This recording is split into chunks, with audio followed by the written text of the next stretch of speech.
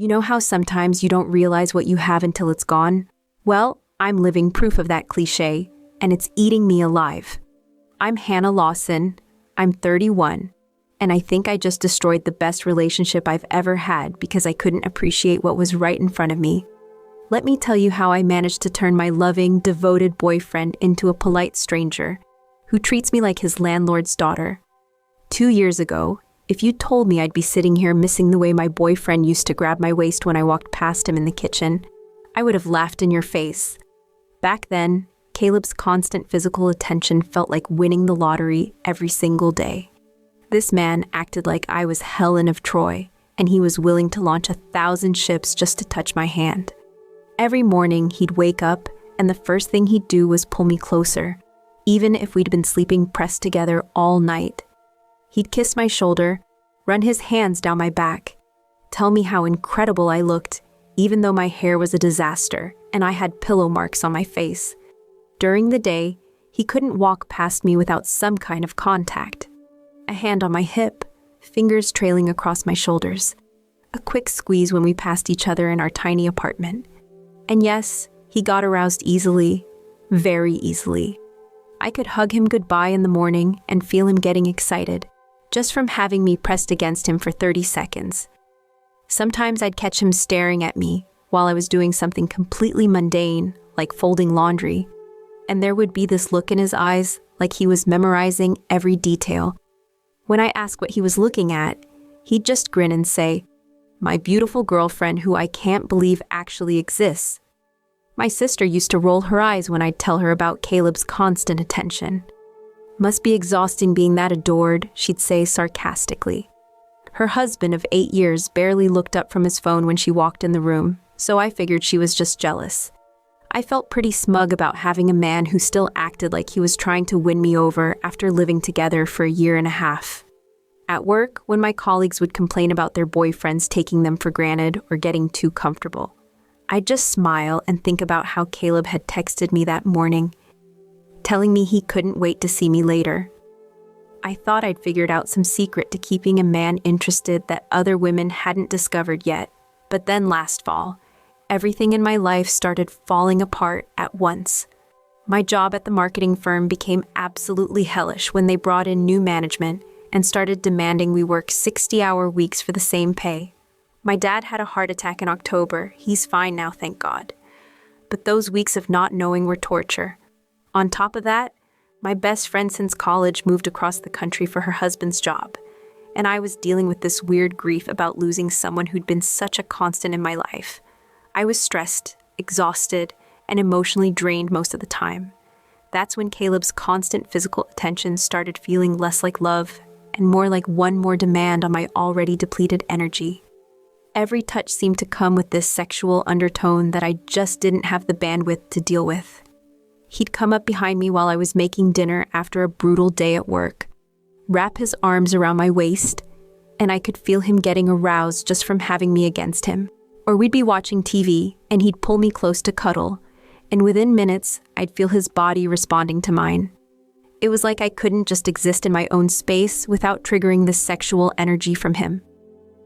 The thing is, Caleb never pushed me for anything. He'd get excited, sure, but he never made it my problem to solve.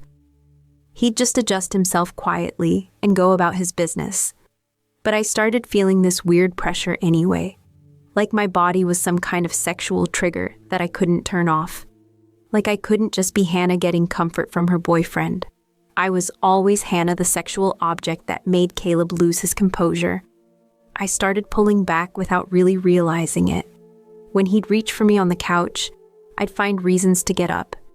When he'd try to pull me close in bed, I'd claim I was too hot or needed to get up early. I was giving him all these signals that I needed space, but I wasn't actually communicating what was wrong. I just expected him to figure out that sometimes I needed non-sexual affection. Looking back, I can see how unfair that was.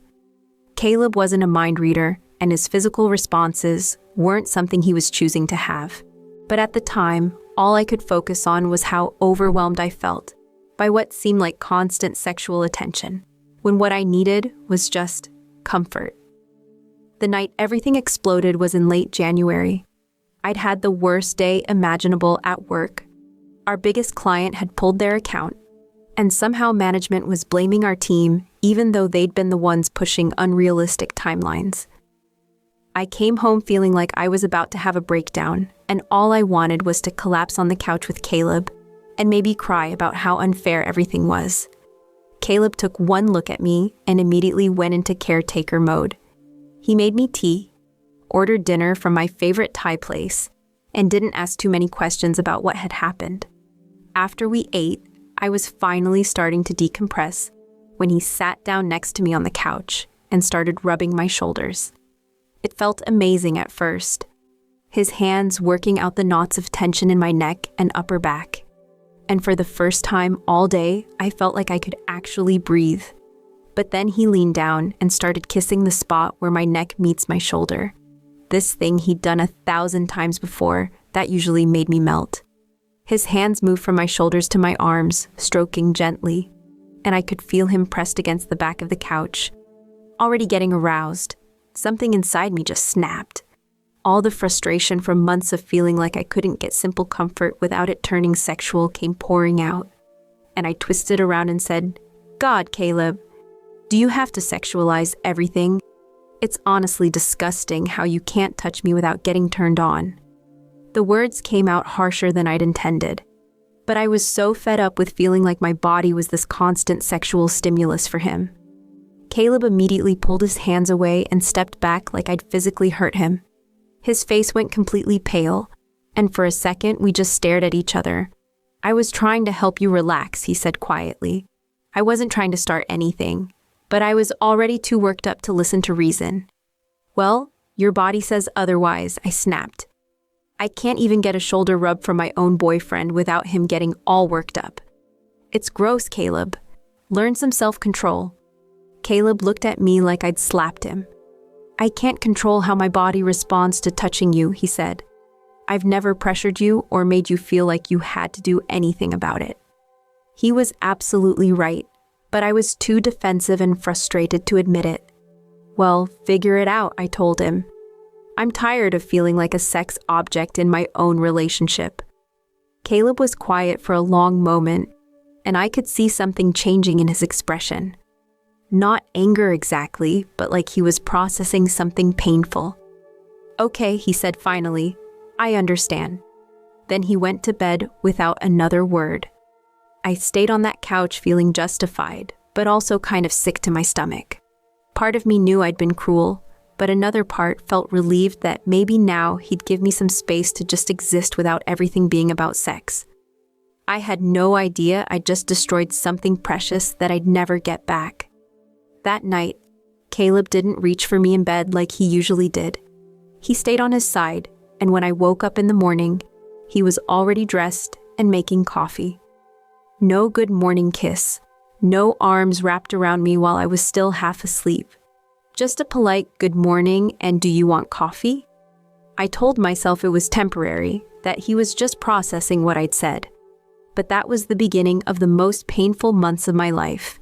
I'd asked for space, and Caleb gave me exactly what I'd requested. In the most literal way possible. The change was immediate and total. Caleb went from being the most physically affectionate man I'd ever known to barely touching me at all. No more random hugs during the day. No more hands on my waist when he walked past me in the kitchen. No more pulling me close while we watched TV. He'd give me a quick peck on the cheek if I initiated it. But there was no lingering, no deepening, nothing that might lead to him getting aroused and disgusting me again. At first, I actually felt relieved. Finally, I could just exist in my own apartment without feeling like every interaction had sexual undertones.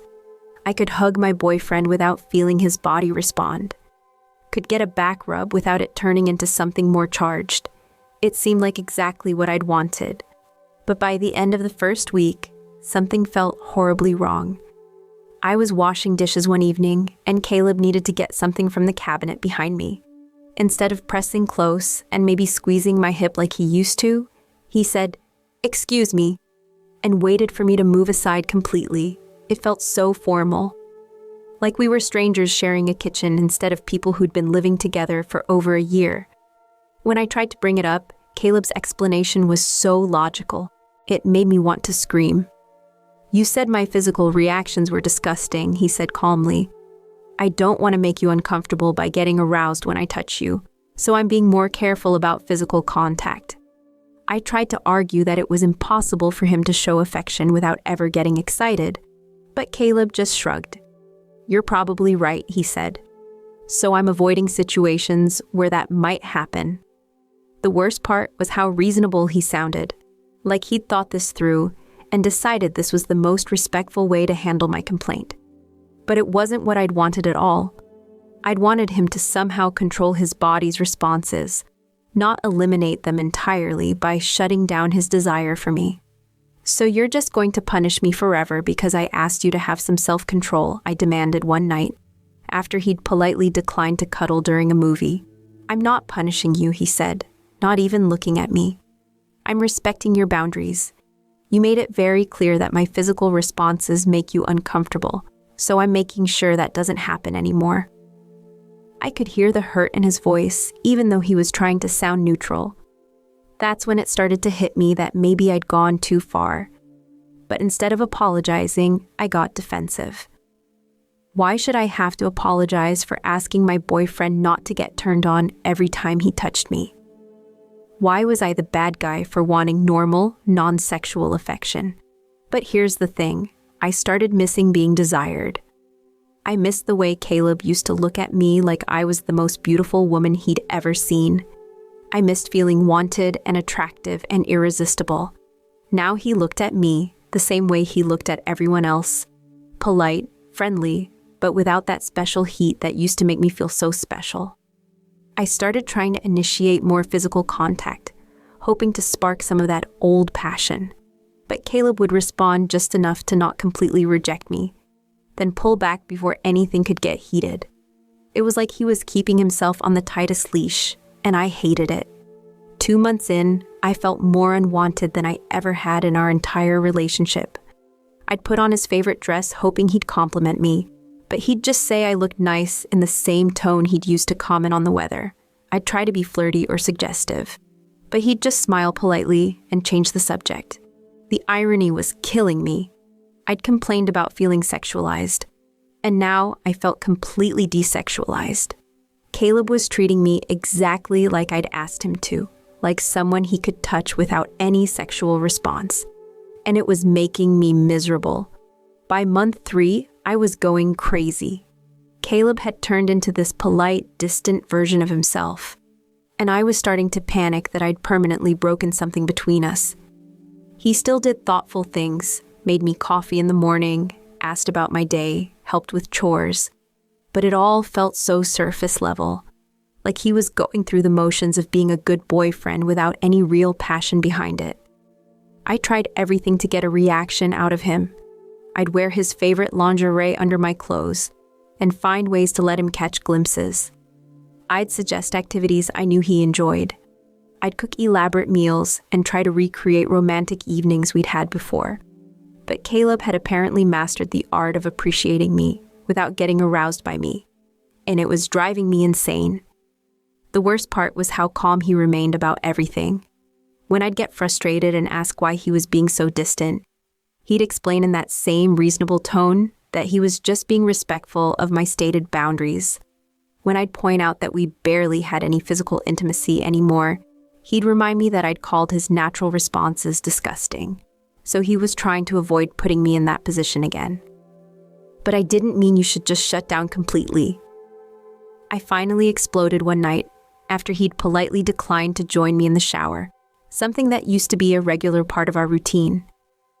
Caleb looked at me with these tired eyes and said, "I don't know how to want you the way I used to without my body responding the way it always has. You can't ask me to desire you but not show that desire." So I chose not to put either of us in that uncomfortable position. I wanted to shake him. This wasn't what I'd asked for at all. I'd wanted him to control his physical responses, not eliminate them entirely by shutting down his attraction to me. But every time I tried to explain that, he'd point out that he literally couldn't control those responses. That's just how bodies work. Around month 4, Caleb had to go to a conference in Chicago for 5 days. Normally, I would have missed him desperately, and he would have called me every night wanting to talk for hours about everything and nothing. This time, our conversations were brief and surface level.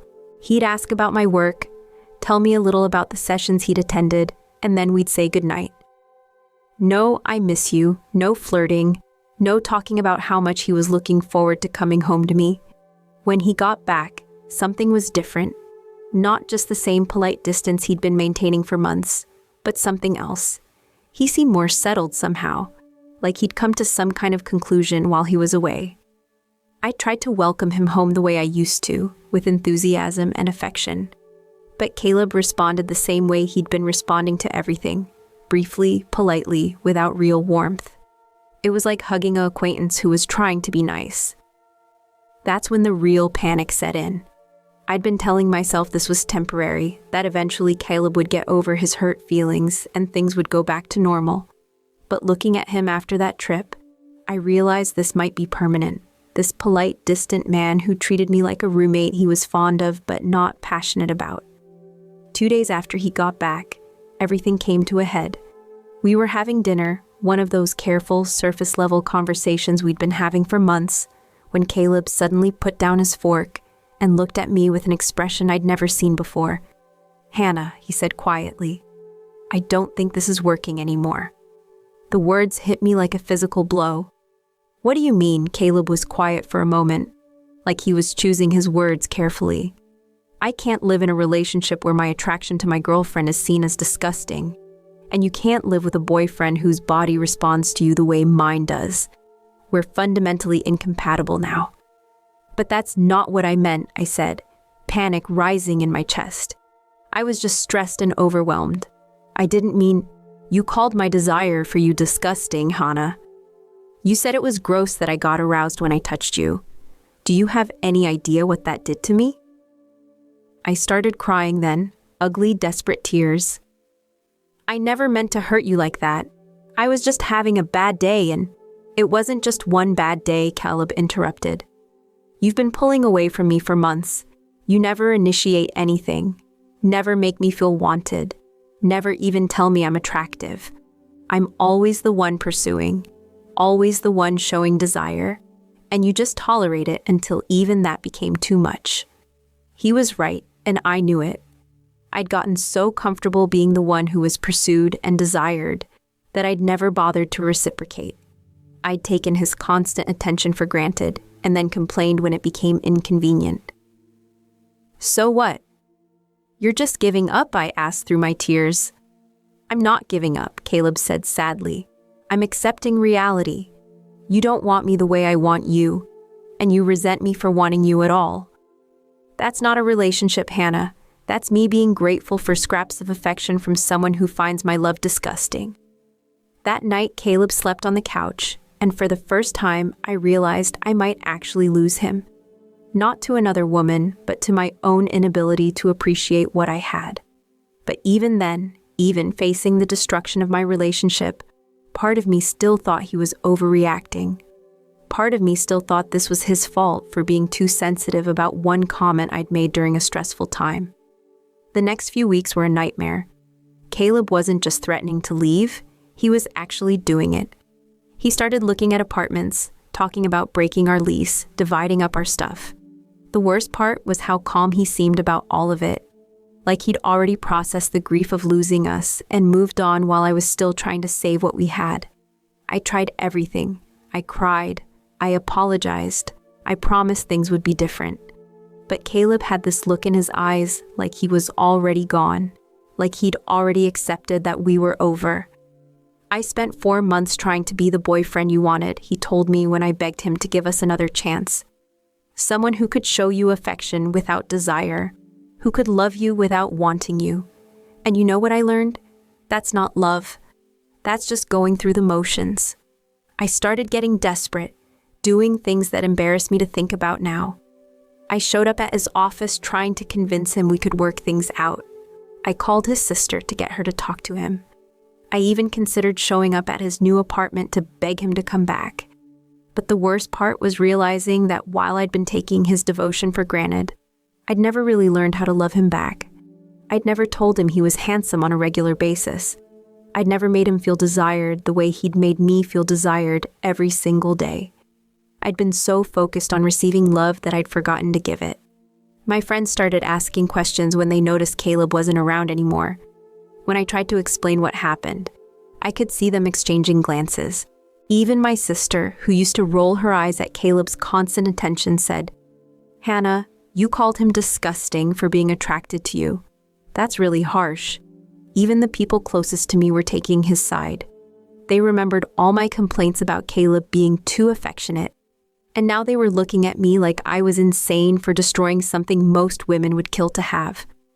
Now I'm sitting in my new studio apartment.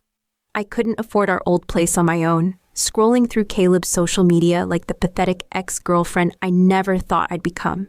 He looks good, really good, confident and happy in a way that makes it clear he's better off without me. He's been dating someone for the past 2 months, a graduate student named Emma who's studying environmental science. She posts pictures of them hiking and at coffee shops, always with captions about how lucky she feels or how amazing he is. The kinds of captions I never bothered with because I took Caleb's devotion for granted. In every photo, he looks like the old Caleb, the one who used to look at me like I hung the moon. Except now he's looking at someone else that way, someone who apparently appreciates being desired instead of calling it disgusting. I keep thinking about what he said about not being able to love without wanting, about how I'd asked him to do something impossible. I'd wanted him to show me affection but control his body's natural responses to that affection. I'd wanted to feel loved but not desired, comforted but not wanted. Looking back, I can see how impossible and unfair that was. But the hardest part is accepting that I did this to myself. I had a man who couldn't keep his hands off me after almost 2 years together, who made me feel like the most desirable woman in the world every single day, and I threw it away because his attraction occasionally inconvenienced me. I've been on a few dates since our breakup, and none of these men look at me the way Caleb used to. None of them seem to find me irresistible or get lost in touching me, or tell me I'm beautiful every morning. I'm getting polite interest and measured attraction, the kind of moderate affection that doesn't overwhelm or inconvenience anyone. And I hate it. I miss feeling like someone's obsession. I miss being with a man who couldn't control his physical response to me because I was just that attractive to him. I miss feeling special and desired and wanted every single day. But mostly, I miss Caleb. I miss the way he used to wrap his arms around me from behind while I was making coffee. I miss waking up to his hands on my skin and his voice telling me I was beautiful. I miss feeling like the luckiest woman alive because I had someone who loved me that completely. The cruelest irony is that I finally understand what I lost, but it's too late to get it back. Caleb has found someone who appreciates his passion instead of calling it disgusting. Someone who makes him feel good about wanting her. And me, I'm alone. Finally understanding that being desired isn't a burden, it's a gift. Some lessons, I guess, you only learn after it's too late to matter. I called his love disgusting, and now I'd give anything to feel disgusting in that exact same way again.